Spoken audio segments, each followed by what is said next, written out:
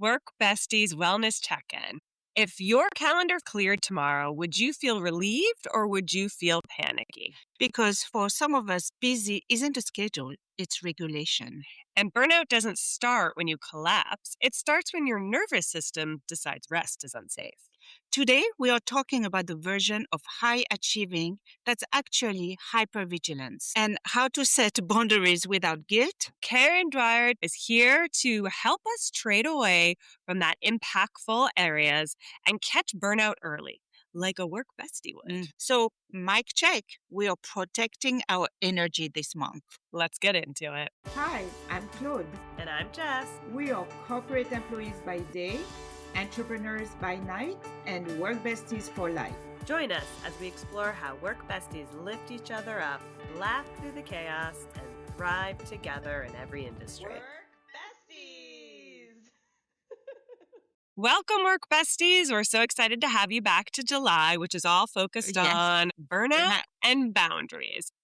Because burnout doesn't necessarily show up overnight, and most of us start to notice it first creep into our body. The work bestie through line this month is someone else often sees your burnout before you do, actually. Had that. We did, yes. We did several times. So, Karen, welcome to Work Besties Who podcast. So, for people that are meeting you for the first time, what do you do? My name's Karen Dwyer Tesserero, and I'm a licensed clinical social worker in New York City. And I have a private practice, and I work with people all the time on so many of the things you just touched on. The body sensations, regulation, burnout, it's all in my wheelhouse. So thank you so much for having me here today. When people do come to you, what is that first sign that convinces them they need to talk to you? I deal a lot with women, and a lot of women experience what I call the mental load. They have so many different things going on at work, things going on at home, if they have children, if they have relationships, friendships, and they feel like they're being pulled in 1,000 different directions, and then they get stuck, and then they don't know what to do. It's hard to make any movement. We're seeing this very often with people with ADHD as well, because I'm so overwhelmed by all the different things that they have to do that then they don't know what to do. And then they just doom scroll or they get lost in something and nothing gets done. They just sit and they're like, what do I have to do? And they can't put into the order the things that have to get done in order to take the next step. So I see a lot of it in my work. So what are those steps that really you need to, avoid those? Or actually, once you're in it, how to get away from it? Well, the first thing is when you recognize that you're feeling that overwhelmed feeling, that burnt out feeling, I always ask people, where are you feeling that in your body? Tell me what that sensation is, where are you feeling it, and what's the feeling attached to it? So if somebody's saying, I feel really anxious, where do you feel that anxiety in your body, and what does that sensation feel like? Then we'll dive deeper, and I might ask them, does it have a shape? Does it have a color? Where does it live in you? And then what would help it feel better? And we start to move back and forth between what might make it feel better, what might make it move.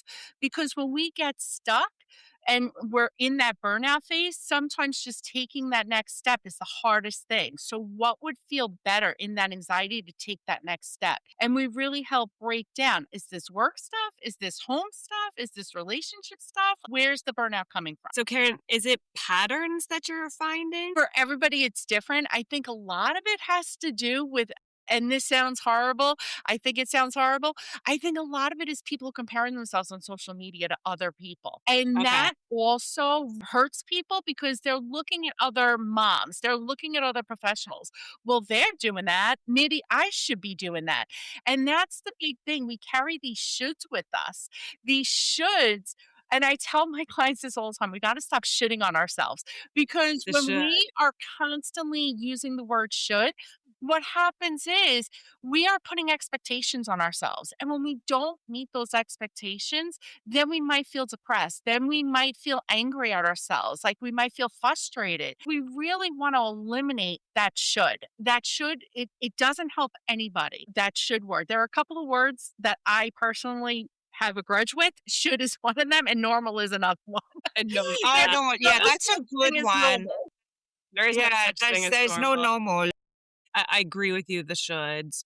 Are you seeing when that starts to happen that there's typical things outside of the doom scrolling? Do people become overly busy? Do there other things that trigger that they should stop and say, "Wait, what am I doing this for?" Now we're getting even deeper into it. Oftentimes what happens is, and I love the type A people, they are my favorite people. I work from a trauma lens, and something about those type A people, I really look at them through that trauma lens. What motivates you? Where's your motivation? And oftentimes it starts really, really young. It starts by actually trying to please either parents or teachers, actually. They want to get the good grade, they want to be the good student in school, and they carry that messaging with them through adulthood. So now they're in the workforce and they want to please their supervisor and they want to get that next promotion and they want to get that raise that comes with that added responsibility to the point that they're working themselves so hard. So one of the first things we do is, what do we need to do to take a step back from that? And what would happen? What would your supervisor said if at 10 o'clock at night you didn't answer that email? What would happen? Where would the world fall apart in that moment? And what would that look like? Because one thing that people do when they're constantly going like this, they're abandoning their self care. And there's only so long you could keep doing that before something is going to happen, whether it's physical health wise, mental health wise, there's going to be a breaking point. So we really want people to be practicing self-care. And I hear this a lot from people. I can't stop to do self-care. I can't afford to do self-care. You Self-care have does not to. have to be expensive. Is people automatically think, I can't go away for a weekend. I can't go to a spa. I don't have money to do those things. No, no, no, no, no, no, no. We're not talking that. We're talking about meditating every day. We're talking about doing a body scan. Favorite. We're talking about building a little herb garden on your windowsill and taking care and watching those plants grow, whether it's a basil plant, a rosemary plant, because that's feeding that nurturing and it's feeding us and it's feeding our families. It's a whole cycle there. Reading a book. People don't read anymore. They sit and doom scroll on their phone. Reading a hardcover book for fun, not work related, that's self care. Making a doctor's appointment is self care. Like people don't realize what self care is or how to practice. I don't meditate, but I take baths.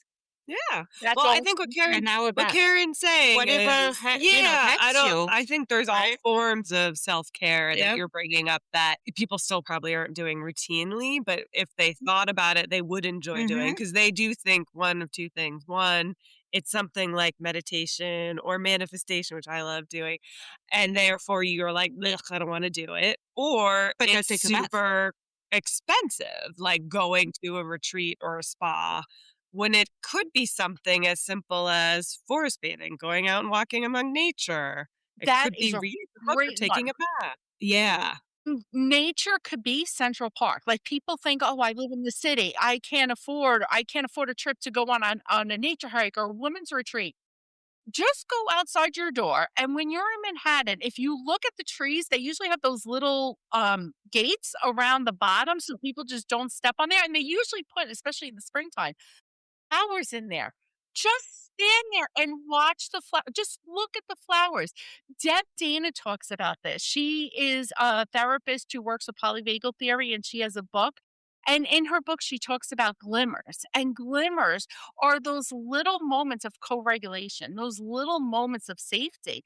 And if we could create those for ourselves, those little moments of connection, whether it's with a pet, whether it's with nature, all of that helps us feel good about ourselves. And what it does is it brings our central nervous system back down. It really resets us and takes that step away from the burnout and from all the stress. So I wanted to ask a question. It's kind of going back a little, but type A personalities do enjoy working for other types of individuals who appreciate a type A personality. Based off of that, it sounds like we still need to create boundaries. From your perspective, what is the best way for somebody who is type A, who seeks out a certain style of leadership to ensure that they're getting what they need, but they're also still balancing the boundaries? First and foremost, and the type A's are not going to like this, put your phone away.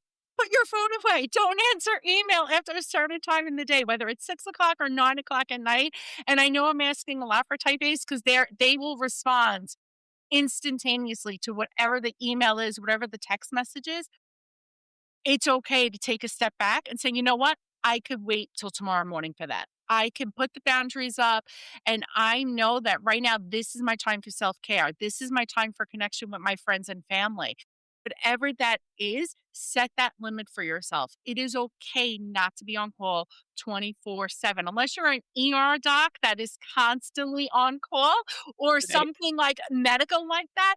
It's not life or death. Like, even if you work for an insurance company or something, it could wait till tomorrow. It's okay to let it wait for tomorrow. And people need to recognize that it's okay. And oftentimes people with type A, they have this people pleasing quality. So they want to be responsive, but that's where in part the burnout is coming from because they're not taking time to recharge themselves. So, how do you go to that step? Because obviously, you're going to have just not answering will bring you anxiety. So, it's like, you know, Go take what your you, bath. You'll be taking a lot of baths. it's that damn if you do, damn if you don't, right? You have anxiety because you answered your phone, but then you're going to have anxiety because you're not going to answer your phone. So, how do you get away from? Learning how to sit with that uncomfortable feeling of not answering it. And then whether you're working with a therapist on that, you're doing mindfulness techniques around that. I just noticed a little breath there, like, I did it for you because I could feel your tension. yeah, yeah. I'm having anxiety You right are. now. I can Okay, feel. go run the bath now. That's part of it is just sitting with that uncomfortable feeling and knowing I'm okay right now. That's the most important thing. I have 3 mantras that I work on, like, to get rid of the should and the normal. I have 3 mantras that I work from. My first mantra is never settle. Never settle for what doesn't feel good. Never settle for the wrong situation. Just don't settle. My second one is I'm okay right now. And that comes in with learning all of these bodily sensation things that I'm talking about and learning how to check in with myself. And I do a body scan. And with the body scan, I start at my toes and I work my way up and I just check in with every part of my body while I concentrate on my breathing and I remind myself, I'm okay right now. So if that email doesn't get responded to in the next 5 minutes, I'm still okay. On that one, also type A people. So we have also people working for us, right? In our team. So that is also up to us to make sure that we don't give that unsafety to our team and saying, okay, if I'm okay to send emails, but making sure reiterating it to our team, you don't have to answer after Yeah. working hours. So many people don't do that. They say the words. You know who's famous for this? Teachers. Teachers, people think like teachers leave the school at 3 o'clock. No, those principals are going, especially in New York City. The principals are going all day, all night, and they're sending emails and texts all summer when the teachers are off. And then they'll make comments to the teachers like, well, I sent you an email last night and like you never responded. And some teachers are good at like, well, my teacher contract says I don't have to answer you off hours, but other teachers respond really quick. And so there are different professions where the message is we want you to have a work life balance, but then why is the supervisors, the vice president, whoever it is, emailing and texting at 10 o'clock at night? More companies need to know how to help their staff regulate and how to set those boundaries. It's really important because honestly, people who are going to work themselves and have those high level of anxiety, what we know about anxiety is coming from the amygdala part of our brain. And what it does is once we start to feel that stress and that anxiety, our brain, that primal part of our brain that's in the center of our brain, is like, wow, you're in a life threatening situation right now because that email just came in. So your body is going to start to release adrenaline, that your body is going to start to release cortisol. And we know that those hormones, long term in your system, really affect your physical health. They cause belly fat, which leads to diabetes, which leads to acid reflux, leads to high blood pressure, which leads to heart attacks. So we know that the mind, the brain, and the body are all connected to each other. And working the way that our society tells us we have to work it causes all these problems. And that's why we need to set boundaries around it because it really does impact on every part of our lives. Karen, if you are a manager, or even if you have a manager who does state that, whether it's in their Slack Teams message and or at the bottom of their email, is that enough though? Because sometimes in my mind, you see it again and again, and it becomes like they don't really mean it. If they meant it, they wouldn't be emailing you after business hours. Right. That's where I'm coming from. Like, I think if it's one off or blue moon, fine, but if it's literally I consistent, I don't know. I have some had in the past or whatever people that has been emailing at night. If I answer, I'm like, "What are you doing?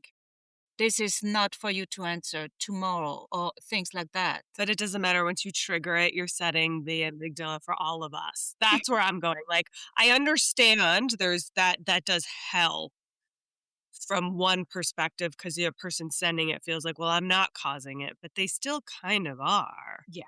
They're Because sending a you're, mixed message.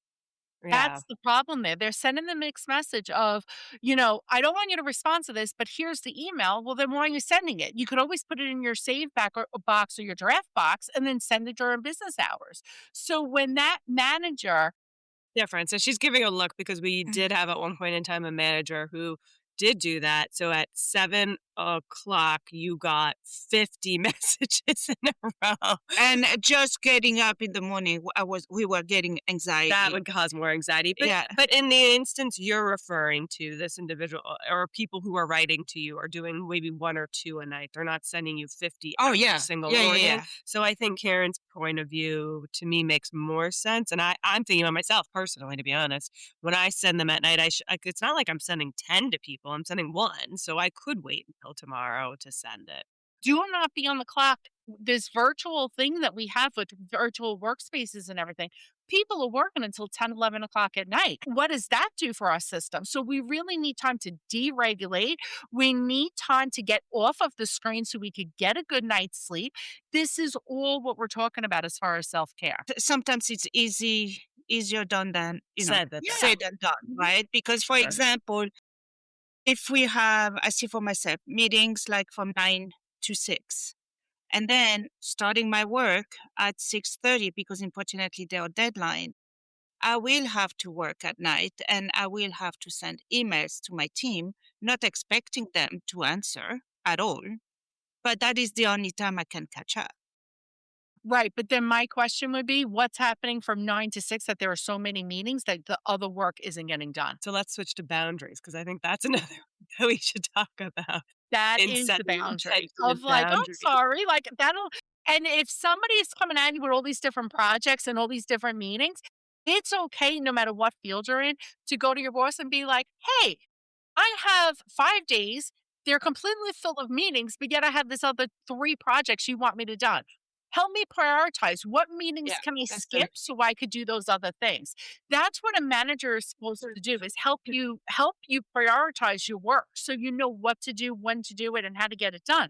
If they're overloading you, it's okay to have that conversation too of my job description does not fit into the hours allotted. Yeah. And then I think the other element Mm, too is that at least I can attest for myself. This is not, I'm not protecting any of this is me. The delegation of work and ensuring I you're could do that. adequately delegating. Because if you're type A, you're sometimes like, well, I just know if I do this, it's going to get done better and quicker, and I won't have to go back and forth, but you just have to be okay with it. Yeah. So it's going back to that boundary setting and setting your team up for success Hmm. too. And recognizing that if you have a team that you don't feel comfortable delegating to, that goes back to training. Mm-hmm. You know what I Yeah. mean? Like, where do we have to look at that? Why can't I give them work that they should be able to do or are capable of doing? Or where's that disconnect? Is it just a trust issue? Is it an anxiety issue of like, I don't trust them for no other reason than I just really want to people please and get it right? Or is there something foundational in our training that we're missing? And we need to go back and revisit that and train our staff in order to be able to trust them to get the work done to delegate. So one of the things that I would love to dive a little bit more into is you talked about some boundary settings. I feel like I've heard you talk before. If you don't mind sharing some of the like micro resets or things that people can do when you're in the thick of overloaded work and really almost going to have kind of an anxiety attack, what are some things someone can do quickly to kind of reassess themselves? So, one of the things when someone's about to have a panic attack, we want to bring you back to center. And what do I mean by that? Is to ground yourself. When I imagine a panic attack, it's almost like swirling the drain. Oh, I have this thought or this feeling or this sensation. And sometimes we don't even know what the thought is. I just wanted to normalize that part of it. And then all of a sudden, our system is activated. I don't like to use the word triggered. I like the word activated because we know that this is our central nervous system becoming alive in our body, right? Our neuroception is what happens in our body that is scanning the environment for risk. So if that email pops in at 10 o'clock at night and you're starting to have a panic attack, like I said, that anxiety is taken over and all of those bad hormones are going to start flowing. The first thing you could do in that moment is check in with your body. Where do I feel this right now? And then the second part, and this is from Peter Levine and somatic experiencing. Where am I feeling that now? But what part of my body feels okay or neutral? And focus on that part of your body that feels okay or neutral. And this could be hard for some people. Some people might feel numbness. Some people might say, I don't feel anything. But if you can't feel anything, feel the weight of your body in the chair and feel the chair supporting you and offering stability to you. Or feel the weight of your feet on the floor and just concentrate on that feeling of your feet on the floor. Because being in touch with those bodily sensations are going to keep you in the here and now as long as you're deep breathing through it. Does that make sense?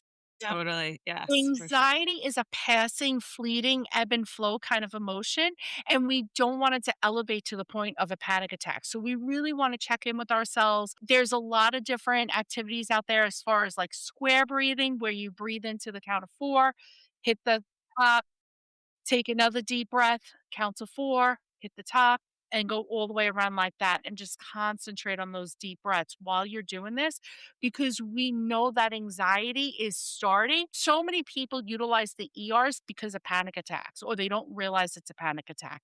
So we really want to help educate people like how can I avoid it reaching that level? It's okay to feel a little anxiety, but I don't want my heart racing. I don't want to shortness of breath because that's all part of what happens with a panic attack.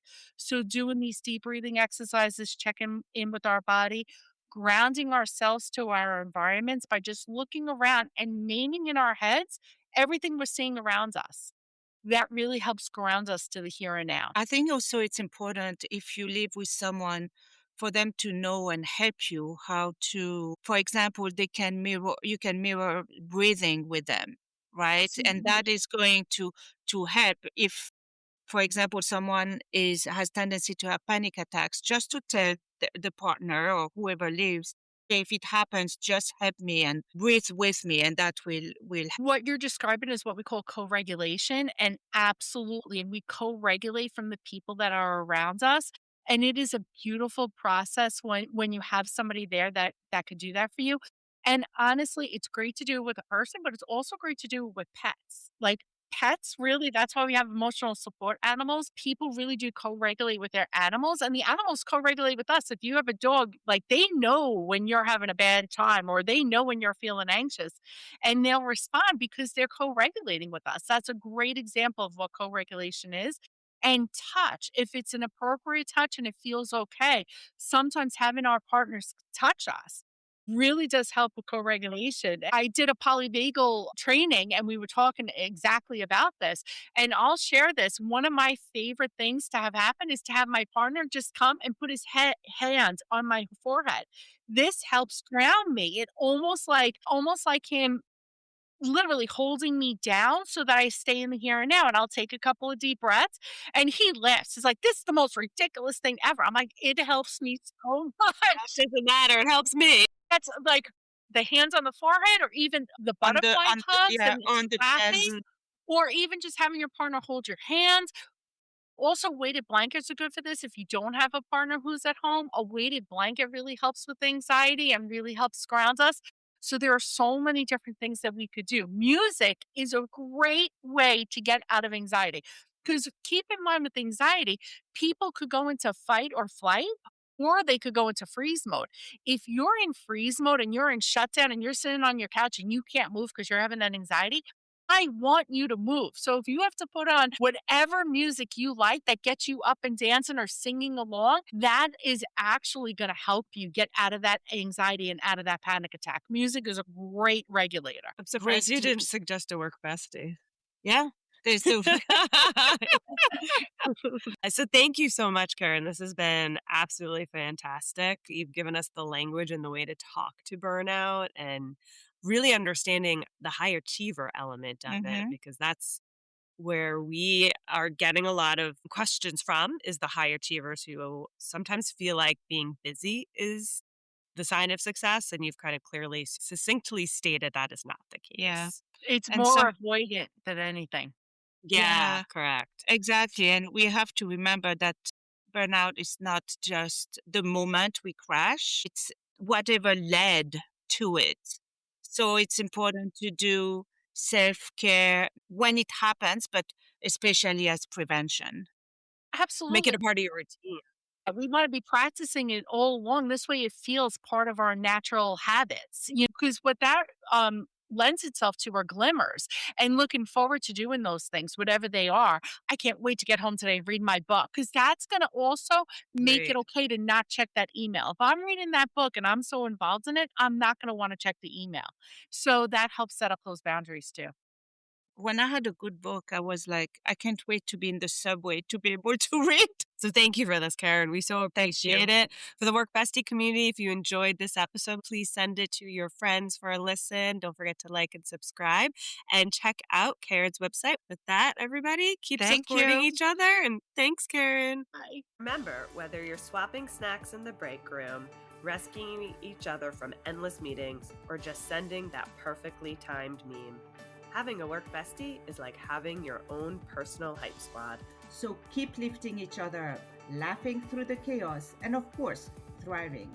Until next time, stay positive, stay productive, and don't forget to keep supporting each other.